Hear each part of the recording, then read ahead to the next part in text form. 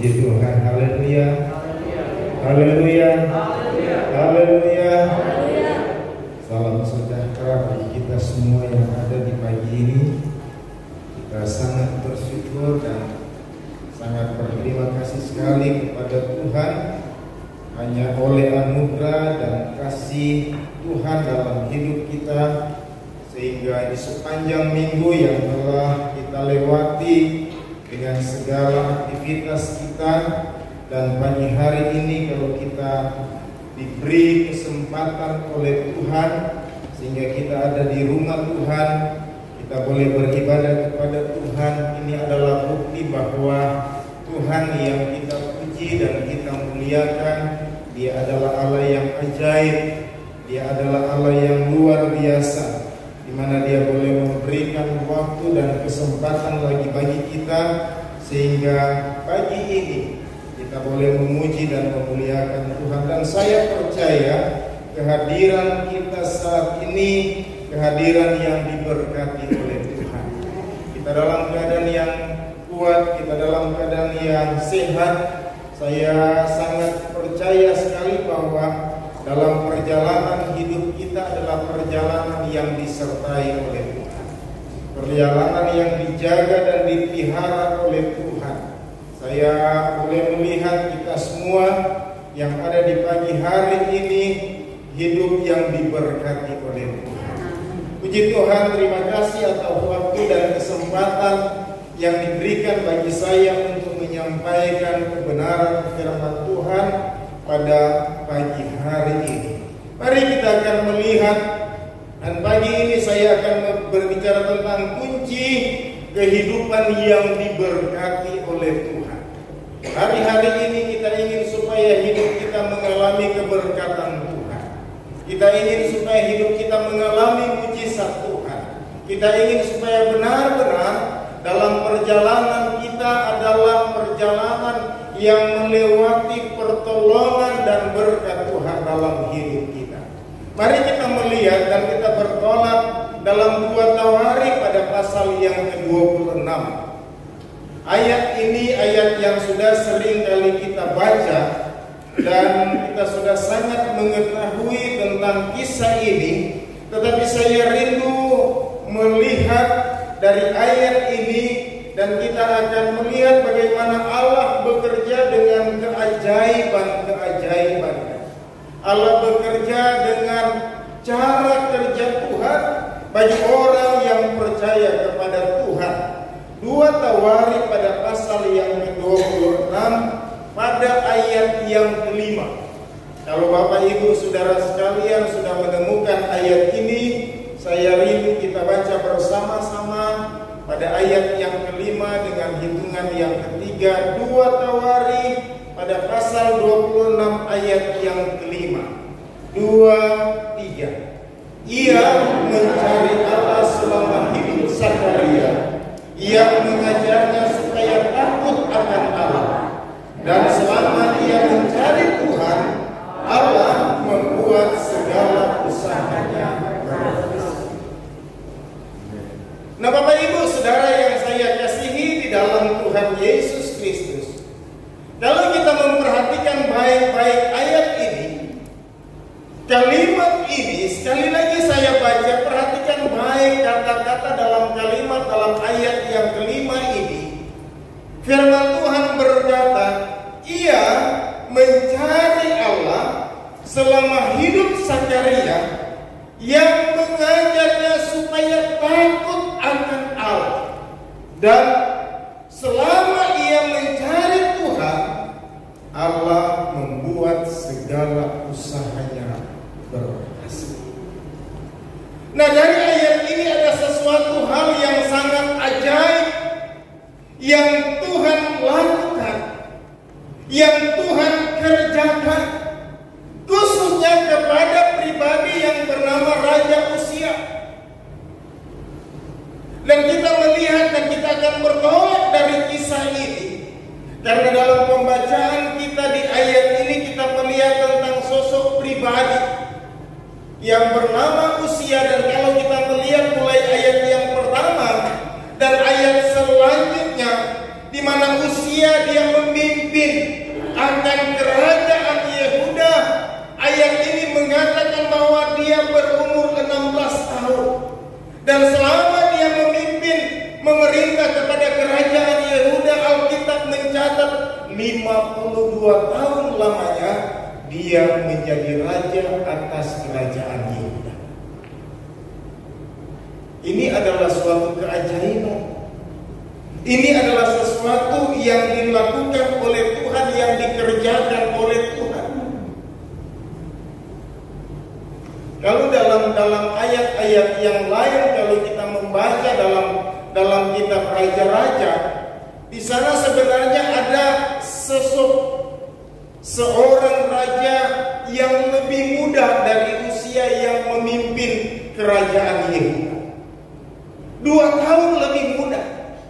Dan dia memimpin kerajaan Yehuda, dia memerintah kerajaan Yehuda 3 tahun lebih lama daripada usia. Raja itu yang bernama Manasye 2 tahun lebih muda daripada usia, berarti dia berumur 14 tahun. Dan 3 tahun lebih lama memerintah atas kerajaan Yehuda, berarti dia 55 tahun. Tapi kalau kita membaca kisahnya, dia melakukan yang jahat di mata Tuhan. Saya tidak akan membahas tentang Raja Manasye memerintah kerajaan Yehuda yang rentang waktunya itu 55 tahun. Di usia yang baru 14 tahun. Tetapi perhatikan ayat ini, dia katakan ia mencari Allah selama hidup Zakaria, yang mengajarnya supaya takut akan Allah. Dan selama ia mencari Tuhan, Allah membuat segala usahanya berhasil. Saya rindu dan saya percaya kita mempunyai kerinduan masing-masing dalam hidup kita. Apapun yang kita lakukan, apapun yang kita kerjakan dan kita usahakan, menjadi berhasil dalam hidup kita. Amin, saudara. Menjadi berhasil. Dan hidup kita diberkati oleh Tuhan. Ayat-ayat, mulai ayat yang pertama, usia dia berumur 16 tahun. Yang masih sangat-sangat muda. Dia di mana dia menjadi raja, dia memimpin dan memerintah di kerajaan Yehuda selama 52 tahun. Dan kita akan melihat di sana bahwa Tuhan melakukan keajaiban-keajaiban. Tuhan mengerjakan hal-hal yang ajaib. Tuhan mengerjakan hal-hal yang luar biasa kepada usia, sehingga umur yang baru 16 tahun dengan rentang waktu yang begitu panjang 52 tahun dia menjadi raja dan memerintah kepada kerajaan Yehuda. Ini adalah merupakan sesuatu hal yang luar biasa. Dan ini merupakan hal yang jarang terjadi. Jarang terjadi. Ada orang yang memimpin baru 1 tahun aja memimpin, orang sudah nggak suka. Jadi gembala jemaat baru 1-2 tahun memimpin, ada orang yang senang, ada juga yang nggak suka. Dalam pemerintahan negara kita juga baru 1 periode 5 tahun, ada begitu banyak orang yang mulai demo karena nggak suka, nggak senang. Tapi perhatikan usia dalam umur yang 16 tahun, dia memiliki rentang waktu yang begitu panjang 52 tahun. Ini bukan waktu yang singkat. Ini bukan waktu yang pendek, tapi ini adalah rentang waktu yang begitu panjang. Tapi usia dia mampu memimpin. Usia dia mampu memerintah. Dan kalau kita melihat ini, peristiwa ini adalah peristiwa yang luar biasa. Saya sudah katakan ini dapat dikategorikan sesuatu yang langka. Hal yang jarang terjadi, khususnya pada kerajaan Yehuda. Dan saya sudah katakan tadi, memang ada raja yang lebih muda 2 tahun daripada usia yang memerintah, dan dia memerintah 3 tahun lebih lama daripada usia. Tapi dia jahat di mata Tuhan. Pertanyaannya dalam ayat ini, bagaimana mungkin usia dalam umur yang masih 16 tahun dan dia memerintah pada kerajaan Yehuda sepanjang 52 tahun?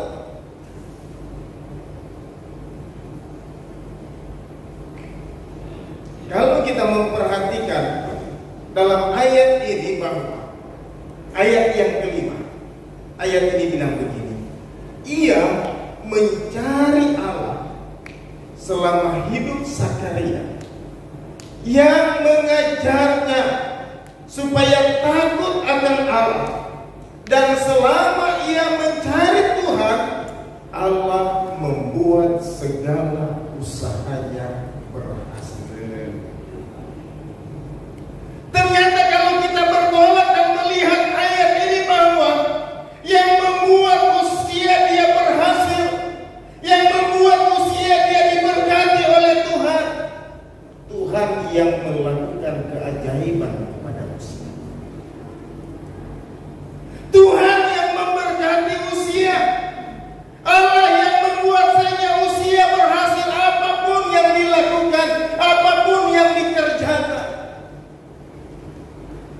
Di sekeliling kerajaan Yehuda tentunya ada musuh-musuh di sana. Dan dalam umur yang masih muda, dalam umur yang masih 16 tahun, usia harus turun dalam bidang peperangan, harus berperang. Tapi ayat ini mengatakan usia berhasil, usia mengalami kemenangan. Kenapa? Tuhan yang membuat usia berhasil, Tuhan yang membuat usia mengalami kemenangan, Tuhan yang membuat usia dia diberkati. Sehingga timbul pertanyaan, apa yang membuat sehingga usia bisa mendapatkan sesuatu yang dikerjakan oleh Tuhan dengan keajaiban-keajaiban? Sehingga Alkitab mengatakan bahwa segala yang diperbuat dan dikerjakan oleh usia berhasil. Kalau memperhatikan ayat ini, sekali lagi saya baca, perhatikan baik dalam ayat yang kelima. Ia mencari Allah selama hidup Zakaria. Saya ingin kalau kita melihat baik-baik ayat ini, dia bilang begini, ia mencari Allah selama hidup Zakaria, yang mengajarnya supaya takut akan Allah. Dan selama ia mencari Tuhan, Allah membuat segala usahanya berhasil. Dari ayat ini sebenarnya sederhana saja. Kenapa Tuhan mau melakukan keajaiban kepada usia, sehingga apa yang dilakukan oleh usia berhasil dan diberkati oleh Tuhan? Saya sudah katakan tadi, karena Tuhan yang membuatnya. Tapi dalam ayat ini mengatakan bahwa sederhana saja, bahwa ternyata usia dia berhasil dalam segala apa yang dilakukannya, karena dia, ayat ini mengatakan, mencari Tuhan. Amin, saudara. Ternyata mencari Tuhan adalah kunci di mana kita melihat Allah melakukan keajaiban dalam hidup kita. Allah melakukan dalam hidup kita, apa yang kita lakukan, apa yang kita kerjakan diberkati dan menjadi berhasil. Bapak Ibu Saudara yang saya kasihi di dalam Tuhan Yesus Kristus, pada pagi ini saya mengatakan bahwa ketika kita terus mencari Tuhan, ketika kita terus mencari Tuhan dan cari Tuhan dalam hidup kita, maka ada jaminan bahwa segala apa yang kita lakukan ini adalah janji Tuhan, dan Tuhan tidak pernah mengingkari janjinya. Kalau dia katakan dia memberkati orang yang mencari Tuhan, pasti dia berkati. Amin, saudara. Itu sebabnya mari kita cari Tuhan. Cari Tuhan. Ketika kita terus mencari Tuhan dan kita terus mencari Tuhan, percaya bagi Tuhan tidak ada satupun yang mustahil. Dia pasti menolong dan memberkati hidup kita. Sehingga dalam ayat yang lain mengatakan, carilah Tuhan selama Ia berkenan ditemui. Cari Tuhan. Ayat ini bahwa usia dia selalu mencari Tuhan. Dalam umur yang masih 16 tahun dia mencari Tuhan. Ada Zakaria yang mengajarkan kepada dia untuk mencari Tuhan. Sehingga Alkitab mengatakan selama usia mencari Tuhan, Allah membuat segala usahanya berhasil. Cari. Mari kita lihat bagian yang pertama. Cara kita mencari Tuhan. Mazmur pada pasal yang ke-9.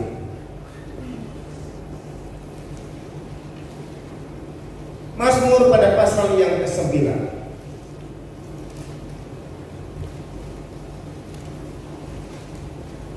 Ayat yang ke-11. Ayat ini bilang begini. Orang yang mengenal namamu percaya kepadamu, sebab tidak kutinggalkan orang yang mencari Engkau, ya Tuhan. Sekali lagi saya baca.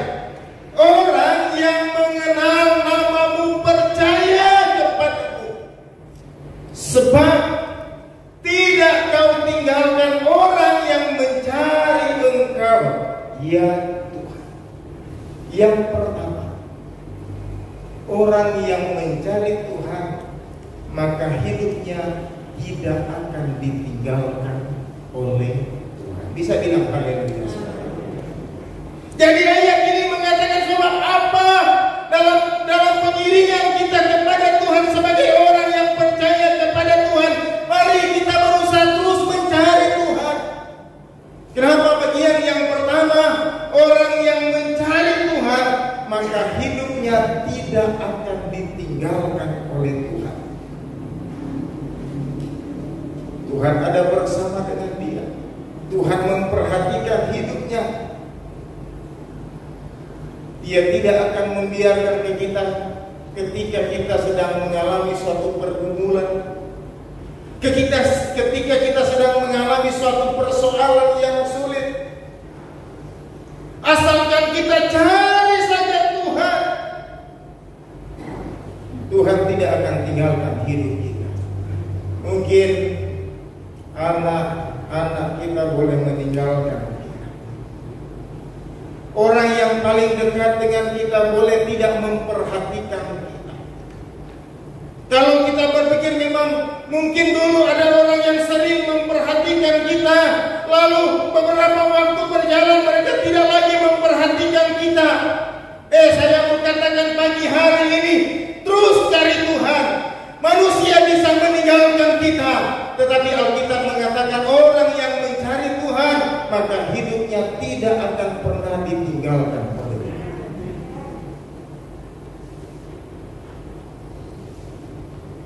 Mungkin kita sedang diperhadapkan dengan pergumulan, suami meninggalkan kita dan tidak pernah memperhatikan kita.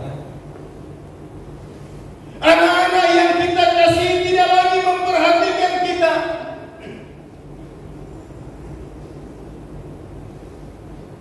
Dan mungkin kita sedang dalam keadaan yang terjepit seperti seorang sedang mengalami jalan buntu. Tapi pagi ini firman Tuhan datang mengingatkan kita untuk kita tetap cari Tuhan. Terus cari Tuhan. Karena pemazmur mengatakan dalam ayat yang ke-9, dalam ayat yang ke-11, dalam pasal yang ke-9, orang yang terus mencari Tuhan, terus mencari Tuhan, maka hidupnya tidak akan ditinggalkan oleh Tuhan. Apa yang akan terjadi kalau Tuhan ada bersama dengan kita dan Dia tetap memperhatikan kita? Dia tidak akan meninggalkan kita. Saya percaya apa yang kita alami, apa yang kita rasakan, Dia Allah turut merasakan yang terjadi dalam hidup kita. Karena Dia tidak akan meninggalkan kita. Sekali lagi saya mengatakan orang boleh meninggalkan kita,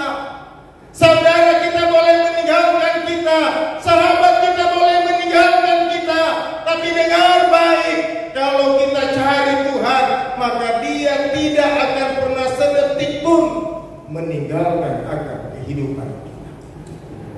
Cari. Haleluya saudara. Haleluya. Cari Tuhan. Kalau kita memperhatikan baik usia dia berhasil, rahasianya di mana? Rahasianya karena dia mencari Tuhan. Jadi rahasia usia berhasil dia mencari Tuhan. Mencari Tuhan. Alkitab berkata bahwa orang yang mencari Tuhan, dia tidak akan ditinggalkan.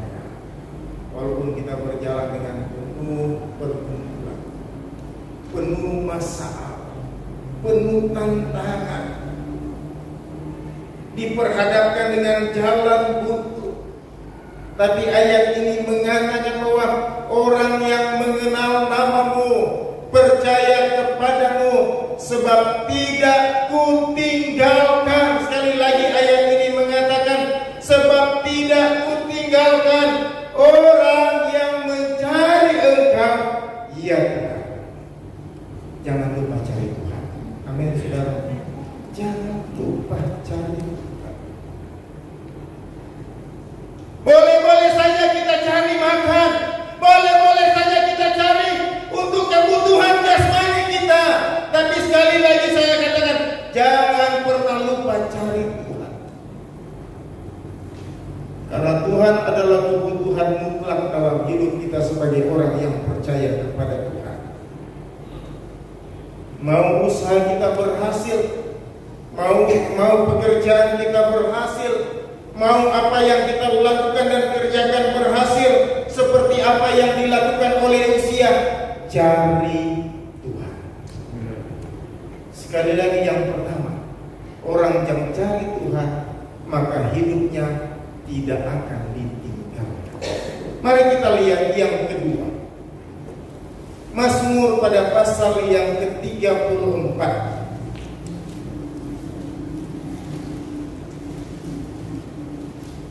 Ayat yang kelima. Mazmur pada pasal yang ke-34 ayat yang kelima, ayat ini bilang begini. Aku telah mencari Tuhan, lalu Ia menjawab aku dan melepaskan aku dari segala kegentaran. Aku telah mencari Tuhan, lalu Ia menjawab aku dan melepaskan aku dari segala kegentaran. Jadi orang yang mencari Tuhan, yang pertama hidupnya tidak akan ditinggalkan oleh Tuhan. Dan orang yang mencari Tuhan, selain doanya dijawab oleh Tuhan, maka ayat ini mengatakan dia akan melepaskan orang yang mencari Tuhan dari segala kegentaran dan ketakutan. Tidakkah di hari-hari ini kita sedang diperhadapkan dengan ketakutan? Tapi pemerintah mengemas itu dengan begitu rupa, dengan satu kalimat yang mengatakan bahwa kita sedang berada dalam kondisi new normal. Kalau kita memperhatikan kalimat dikatakan new normal, berarti dikemas sedemikian rupa, di sana ada, di dalamnya ada ketakutan, diliputi dengan kekhawatiran dan kecemasan. Tetapi dikemas sedemikian rupa supaya tidak menimbulkan ketakutan new normal. Tapi saya mau katakan, orang yang mencari Tuhan, ayat ini mengatakan dilepaskan dari kegentaran dan ketakutan. Cari Tuhan. Amin saudara. Cari Tuhan.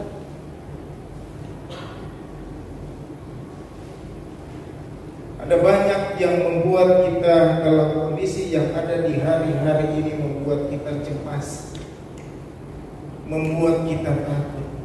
Takut hari esok, takut masa depan, takut buat anak-anak kita, takut buat usaha dan pekerjaan yang kita bangun, takut dengan keadaan yang terjadi di hari-hari ini. Tetapi Alkitab memberi jaminan orang yang mencari Tuhan dilepaskan dari kegentaran dan ketakutan, dan doanya dijawab oleh Tuhan. Cari.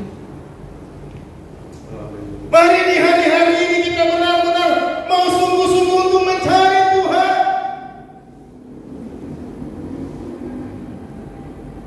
Saya mau katakan bahwa kebutuhan mutlak kita ada di hari-hari ini, bahwa kita harus mencari Tuhan. Cari Tuhan. Usia dia berhasil karena dia mencari Tuhan. Kalau kita ingin berhasil dan kita ingin melihat pertolongan dan mujizat Tuhan terjadi dalam hidup kita, dan Tuhan tidak akan meninggalkan kita, dan Dia akan melepaskan diri kita dari segala kegentaran dan ketakutan, satu cara yang harus kita lakukan: cari saja kepada Tuhan. Cari Tuhan. Mari, masih dalam Mazmur pada pasal yang ke-34, ayat yang ke-11. Mazmur pada pasal yang ke-34 ayat yang ke-11, ayat ini bilang begini: singa-singa muda merana kelaparan, tetapi orang-orang yang mencari Tuhan tidak kekurangan sesuatu pun yang baik. Bisa bilang haleluya sekarang? Haleluya, haleluya. Ya, memang kita akan diperhadapkan dengan berbagai kelaparan ke depan. Bahkan Alkitab mengatakan singa-singa muda merana kelaparan.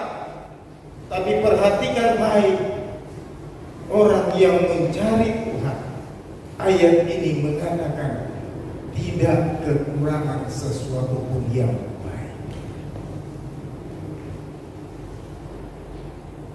Kita tidak akan tahu apa yang akan terjadi hari esok dan selanjutnya.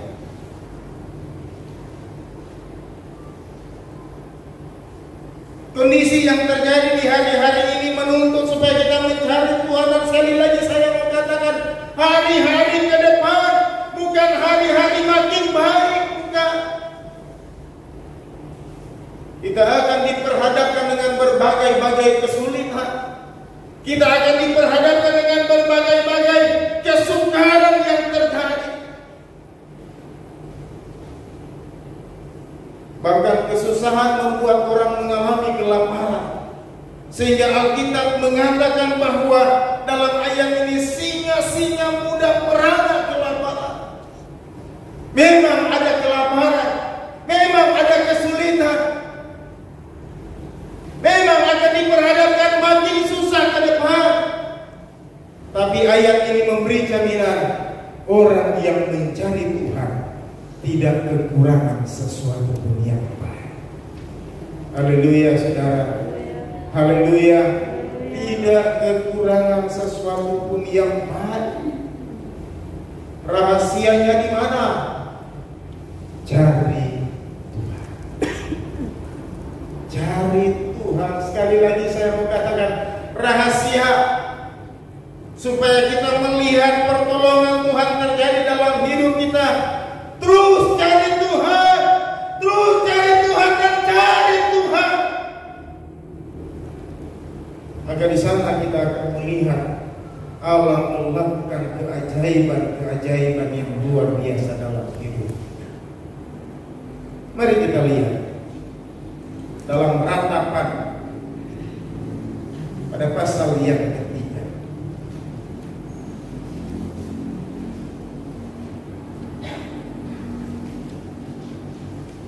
Ratapan pada pasal yang ketiga.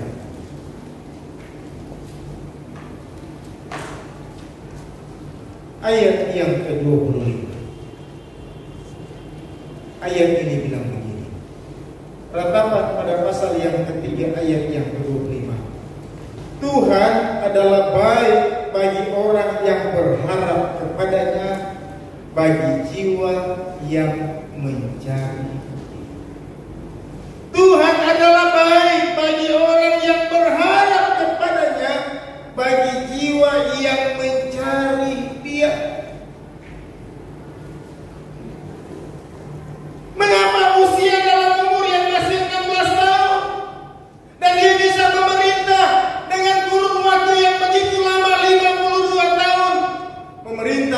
kerajaan Yehuda yang begitu panjang.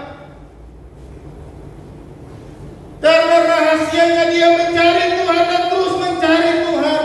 Dan kalau kita mau berhasil dalam hidup kita dan dalam segala usaha, maka jangan pernah kita lupa untuk terus mencari Tuhan. Sekali lagi saya mau katakan pagi hari ini bagi kita semua, orang yang mencari Tuhan, maka hidupnya yang pertama tidak akan ditinggalkan. Orang yang mencari Tuhan, maka dia akan dilepaskan dari segala kegentaran dan ketakutan. Dan orang yang mencari Tuhan, dia tidak akan pernah kekurangan sesuatu pun yang baik dan yang benar. Orang yang mencari Tuhan, maka hidupnya akan menikmati kebaikan. Ratapan pada pasal yang ketiga ayat yang ke-25. Tuhan adalah baik bagi orang yang berharap kepadanya, bagi jiwa yang mencari Dia. Jadi di sini kita menemukan bahwa di saat kita mencari Tuhan, maka kita akan menikmati kebaikan-kebaikan yang Tuhan lakukan dan kerjakan dalam hidup kita. Sekarang pertanyaannya, bagaimana caranya kita mencari Tuhan? Kan kita mencari Tuhan, maka Tuhan melakukan, Dia tidak akan meninggalkan hidup kita. Kita mencari Tuhan, maka Dia akan melepaskan kita dari segala kegentaran dan ketakutan. Kita tidak akan kekurangan sesuatu yang baik. Dan jaminannya kalau kita mencari Tuhan, maka kita akan menikmati kebaikan-kebaikan yang dari Tuhan. Pertanyaannya, bagaimana cara kita mencari Tuhan? Mari kita kembali dalam 2 Tawari pada pasal yang ke-26 tadi.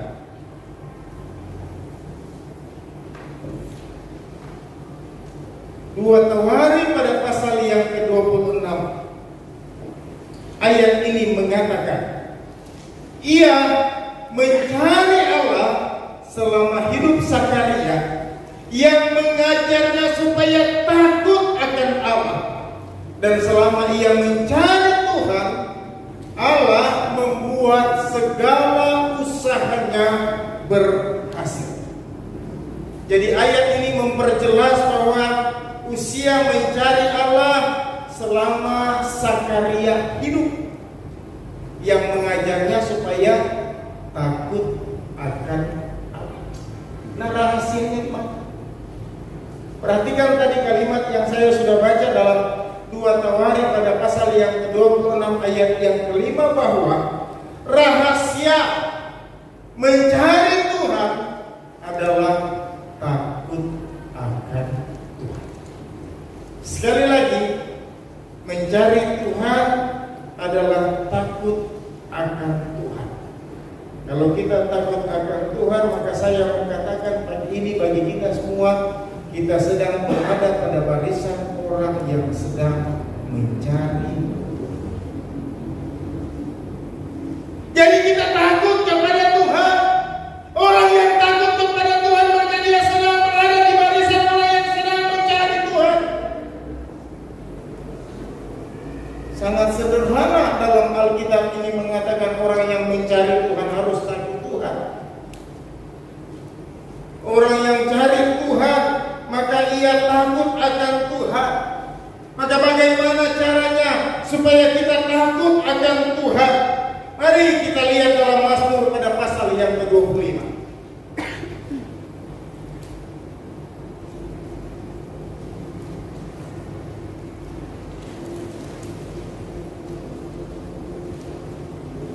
Mazmur pada pasal yang ke-25. Bagaimana orang yang takut akan Tuhan? Ayat yang ke-14. Mazmur pada pasal yang ke-25 ayat yang ke-14, ayat ini bilang begini: Tuhan bergaul karib dengan orang yang takut akan Dia, dan perjanjiannya diberitahukannya kepada mereka.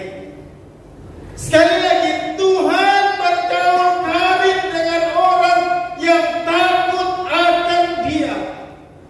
Jadi dalam ayat ini, orang yang takut akan Tuhan artinya orang yang dekat dengan Tuhan. Sekali lagi, orang yang takut Tuhan maka dia dekat dengan Tuhan. Boleh kita katakan bahwa kita takut akan Tuhan? Boleh kita katakan bahwa saya datang ke gereja karena saya takut kepada Tuhan? Tapi maaf, saya mengatakan pagi ini, kalau engkau tidak dekat dengan Tuhan, maka engkau tidak takut kepada Tuhan. Orang yang takut Tuhan maka dia dekat dengan Tuhan. Sekali lagi saya mengatakan, boleh kita katakan saya takut Tuhan. Oh, saya setia ke gereja karena saya takut Tuhan. Maaf, kalau engkau tidak dekat dengan Tuhan, firman Tuhan mengatakan itu engkau tidak takut Tuhan. Karena orang yang takut Tuhan, dia adalah orang yang dekat dengan Tuhan. Ayat ini jelas sekali mengatakan bahwa bergaul karib dengan orang yang takut kepada-Nya. Ayat 14 jelas sekali mengatakan Tuhan bergaul karib dengan orang yang takut akan Dia. Jadi orang yang takut Tuhan berarti dia dekat dengan Tuhan. Amin, saudara. Haleluya, haleluya. Mengaku diri takut Tuhan, tapi kalau mau datang ke gereja, bahasa Ibrani bilang tinggal di puleo.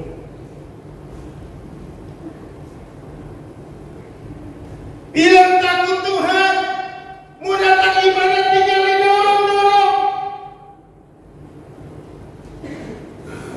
Mau datang ibadah tinggal dipaksa-paksa. Saya rindu seberapa banyak kita yang ada di tempat ini benar-benar kita takut Tuhan dan kita dekat dengan Tuhan. Haleluya, saudara. Karena orang yang takut Tuhan, dia dekat dengan Tuhan. Datang ibadah nggak didorong-dorong, mau ke gereja nggak dipaksa-paksa. Nah, nanti di poleo baru dia datang beribadah. Tapi orang yang takut Tuhan maka dia dekat dengan Tuhan.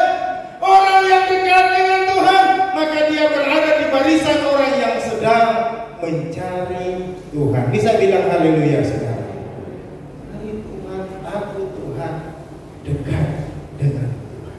Yang kedua, bagaimana orang yang takut Tuhan? Mari kita lihat dalam Amsal pada pasal yang ke-8.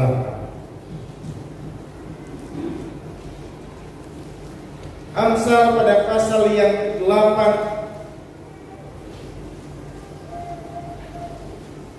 ayat yang ke-13. Amsal 8 ayat yang ke-13, ayat ini bilang begini: takut akan Tuhan ialah membenci kejahatan. Aku benci kepada kesombongan, kecongkakan, tingkah laku yang jahat, dan mulut penuh tipu muslihat.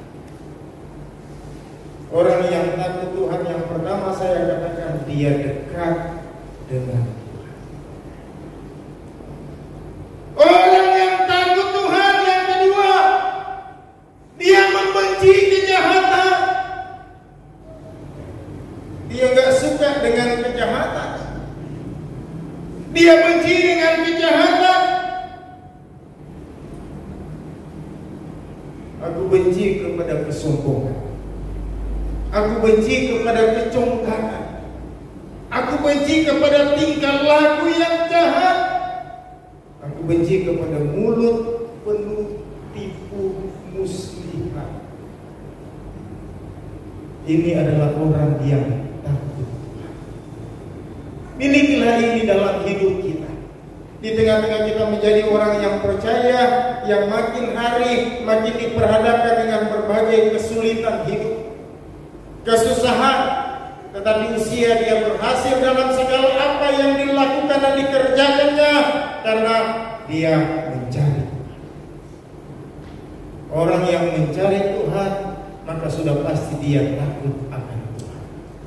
Orang yang takut Tuhan, maka dia dekat dengan Tuhan. Amin saudara, orang takut Tuhan dekat dengan Tuhan. Orang yang takut Tuhan, maka dia membenci kejahatan. Dia memberikan perincian di sini.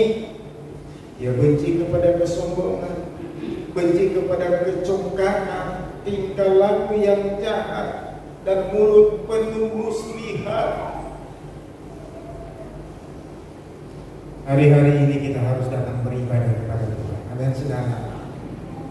Datang beribadah, kita datang berdoa, jangan dipaksa-paksa. Jangan nanti didorong-dorong.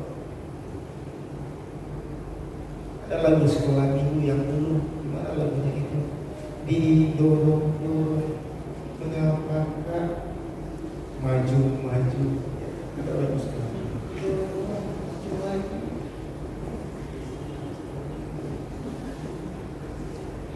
Jadi kalau kita dekat dengan Tuhan, maka dalam hati kita mempunyai kerinduan selalu untuk datang bersekutu dengan Tuhan. Amin saudara. Benci kejahatan. Mari yang ketiga kita lihat Ulangan pada pasal yang ke-6.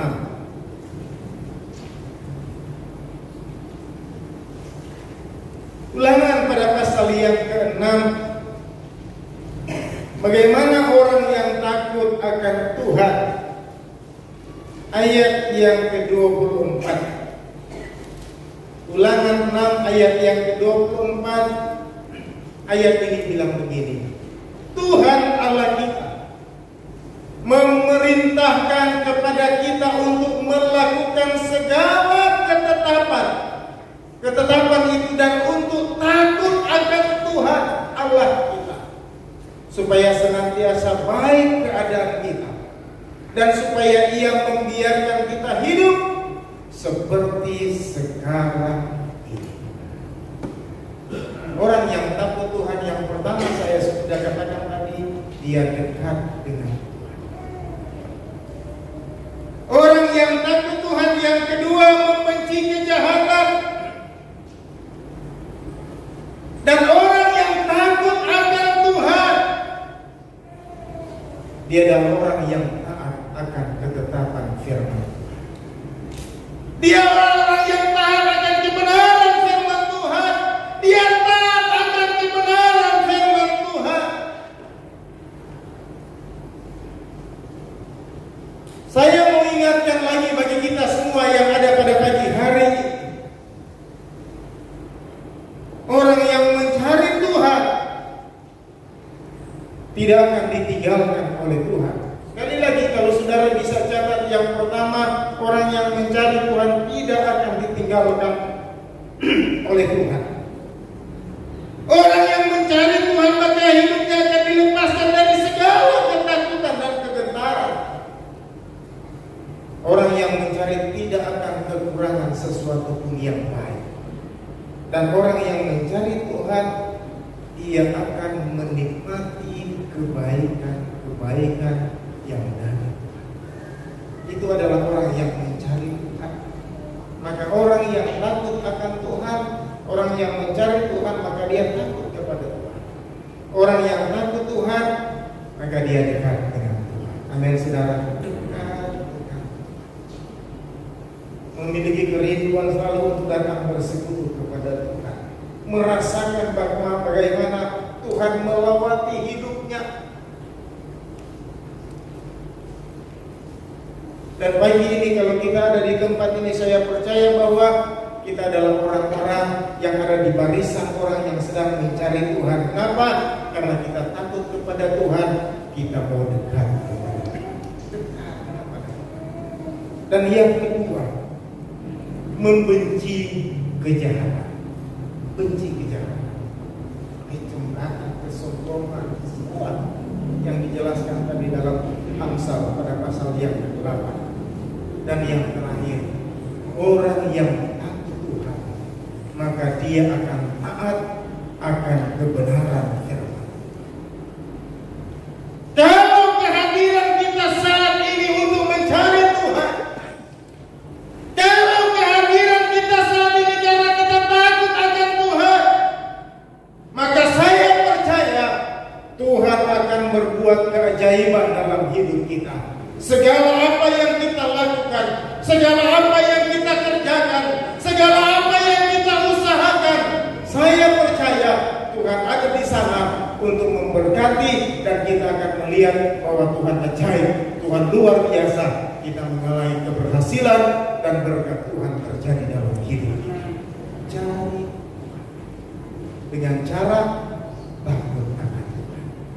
Saya sudah katakan tadi, orang yang takut kepada Tuhan, maka dia pasti dekat dengan Tuhan. Orang yang takut Tuhan, maka hidupnya membenci kejahatan. Orang yang takut akan Tuhan, maka dia taat akan segala kebenaran firman Tuhan. Sesulit apapun, terus cari Tuhan. Saya percaya kalau kita terus cari Tuhan, maka Tuhan akan melakukan keajaiban-keajaiban dalam kehidupan kita di tengah-tengah kita. Tuhan memberkati kita semua.